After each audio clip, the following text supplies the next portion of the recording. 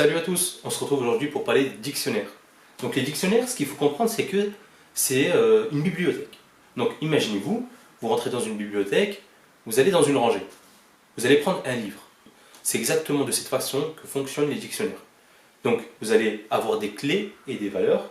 Les clés, vous pouvez les comparer à des livres, et les valeurs, vous pouvez comparer ça à ce que contient le livre. À quoi peut vous servir un dictionnaire? Eh bien, imaginez-vous si vous avez beaucoup de données à manipuler, eh bien, en utilisant les dictionnaires, vous allez être capable de les extraire très facilement, toutes ces données-là, parce que vous connaissez en fait la clé de ce que vous recherchez. Donc, ça peut paraître abstrait ce que je raconte ici, mais ça peut être très utile. Vous allez voir par la suite que c'est quelque chose qu'il faut vraiment maîtriser, parce que ça peut vraiment aider. C'est parti. Donc, on commence par la syntaxe. Donc, la syntaxe en fait d'un dictionnaire, ça commence toujours par des accolades, ensuite la clé, une clé, deux points, valeur. Et ensuite, après, vous mettez des virgules, une autre clé, deux points, valeur, ainsi de suite. Et quels peuvent être le type de variable de la clé et de la valeur? Donc la clé, ça veut dire qui, valeur, ça veut dire value, donc ce que j'ai écrit. Donc, par contre, la clé doit être du type immuable. Donc ça peut être un int, un nombre entier, un string, donc une chaîne de caractères, un tuple, c'est des trucs avec des parenthèses. Donc voilà, mais il faut que ça soit du type immuable. Donc une liste, ce n'est pas possible. Par contre, pour les values, tout est possible. Ça peut être une liste. Ce que vous voulez, tout. Donc voilà. Donc là, il faut bien comprendre. Là, on va s'amuser ici. Donc j'ai noté le dictionnaire LDC, LDC Ligue des Champions.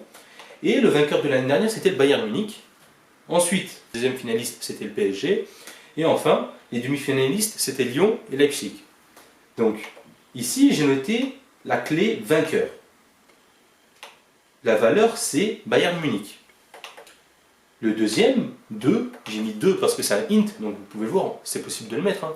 Donc vous pouvez mettre 2, ce qui voulait dire pour moi deuxième, c'était le PSG. Ensuite, j'ai mis les deux demi-finalistes, et en value, j'ai mis Lyon et Leipzig. Donc voilà, on va voir ce que ça nous retourne. Donc ça nous retourne bien vainqueur Bayern Munich, 2 PSG. Voilà. Donc ça nous retourne exactement ce qu'on en a écrit. Maintenant, imaginez-vous, le vainqueur, je ne veux plus que ça soit le Bayern Munich. Et je veux le remplacer par une autre équipe. Je vais par exemple prendre l'édition de la Ligue des Champions 2019, où c'était Liverpool qui avait gagné contre Tottenham. Et je veux enlever le PSG, je veux mettre Tottenham, et je veux aussi rajouter le vainqueur de 2018, le Real Madrid. Donc comment je peux modifier mon dictionnaire pour qu'elle prenne en compte mes nouvelles valeurs? Donc, déjà, de base, donc je crée une copie de mon dictionnaire. Attention par contre ici, on utilise bien la fonction copie parce qu'on va rencontrer le même problème que pour les listes ici, si on ne met pas la fonction copie. Donc je vous laisse regarder dans les listes le problème auquel on a fait face, mais les dictionnaires, ce n'est pas un type immuable. Donc c'est quelque chose qui peut muter. Faites attention. Donc maintenant, je déclare une nouvelle variable qui est un dictionnaire avec les valeurs que je veux. Donc ici, le nouveau vainqueur Liverpool, le nouveau deuxième Tottenham et le vainqueur 2018, le Real Madrid. Donc vous allez utiliser la fonction update. Donc update, comment ça fonctionne?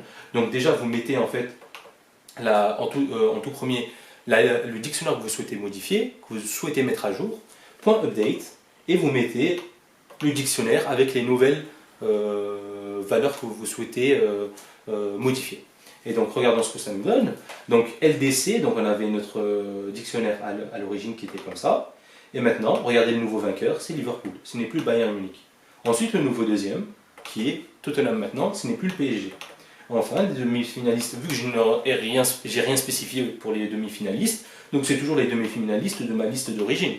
Et ensuite après, il me rajoute le vainqueur 2018, le Real Madrid, qui a été ajouté par rapport à ma liste à l'origine. Donc il me l'a rajouté comme ça, sans qu'il y ait de problème. Donc voilà. Ensuite, maintenant, vous devez vous poser cette question-là, mais comment je peux extraire les clés et les valeurs de mon dictionnaire? Donc rien de plus simple, on va utiliser la commande .keys sur la variable qui représente un dictionnaire. Donc regardez ce que ça va nous donner ici. Donc ici, j'ai ma liste à l'origine, et je veux récupérer vainqueur de demi-finaliste. Eh bien, comme vous pouvez le voir, ça me retourne quelque chose du type dictionnaire keys avec une liste de clés qui sont vainqueur, 2 et demi-finaliste. Donc voilà, rien de plus simple. Pareil pour les valeurs. Si je veux extraire les valeurs cette fois-ci, on va utiliser la fonction values avec des parenthèses. Donc, voilà ce que ça nous donne. Donc on a toujours notre liste Ligue des Champions, où cette fois-ci je veux extraire Bayern München, PSG et Lyon-Leipzig. Donc regardez ce que ça me retourne, Bayern Munich, PSG, Lyon-Leipzig. Sans problème. Rien de plus simple, très facile. Je souhaite récupérer les paires clés valeurs. Donc je veux qu'il me retourne des paires.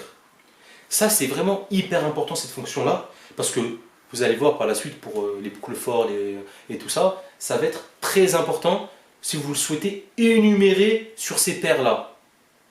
Je sais que ça peut paraître abstrait ce que je raconte ici, mais cette fonction-là, items, est vraiment très importante. Bien que les autres aussi qu'on a vues sont importantes aussi. Donc regardez ce que ça va nous donner. Donc on a notre liste à l'origine. Et regardez ce que ça nous donne. Ça nous retourne une liste de tuples. Ça nous retourne une liste de tuples avec, pour le premier tuple qui est ici. Donc le premier élément de notre tuple c'est vainqueur. Et ensuite c'est Bayern München. Ensuite, pour notre deuxième tuple, on a 2. Et ensuite on a PSG. Et ensuite, on a notre troisième tuple où on a demi-finaliste et notre liste avec Lyon-Leipzig. Donc voilà, retenez bien cette fonction items, on la rencontrera plusieurs fois lorsqu'on leur parlera des boucles forts et tout ça. Maintenant, si vous souhaitez récupérer une valeur à partir de la clé, donc il y a plusieurs moyens, donc il y a deux moyens. Le premier des moyens, c'est d'utiliser la fonction .get. Donc comment fonctionne cette fonction get? Donc vous allez mettre, la fonction get prend deux arguments. Le premier des arguments, c'est la clé. Et ensuite, après, le deuxième argument, c'est la valeur si la clé n'existe pas dans le dictionnaire, dans laquelle vous avez utilisé la fonction get. Donc, regardons ce que ça nous donne. Donc là, maintenant, si on regarde le vainqueur 2020, il nous retourne le Bayern Munich. Donc le Bayern Munich, c'est exactement ce à quoi on s'attendait. Parce qu'on avait fait Ligue des Champions LDC.get, on veut retourner la valeur de la clé vainqueur. Eh bien, sans surprise, on a Bayern Munich.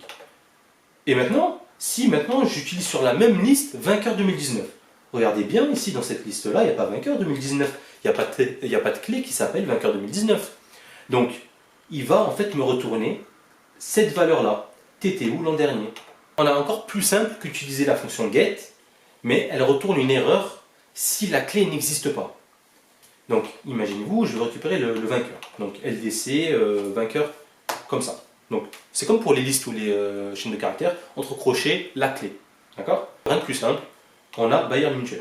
Pas de problème. Pas de problème. Donc maintenant, qu'est-ce qu'il faut utiliser entre la fonction get ou l'indissage des clés?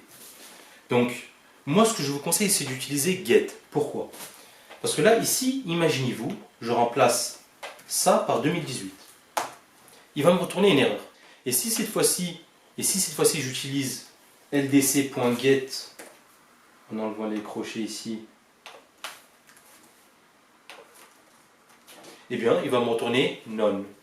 Donc, il n'a pas bloqué, il n'a pas renvoyé de message d'erreur. Là, ici, c'est très important de voir que get, c'est plus avantageux que l'indissage des clés, parce que imaginez-vous maintenant, vous travaillez sur un algorithme qui est très lourd, qui prend beaucoup de temps à charger. Imaginez-vous, vous attendez pendant 1 heure.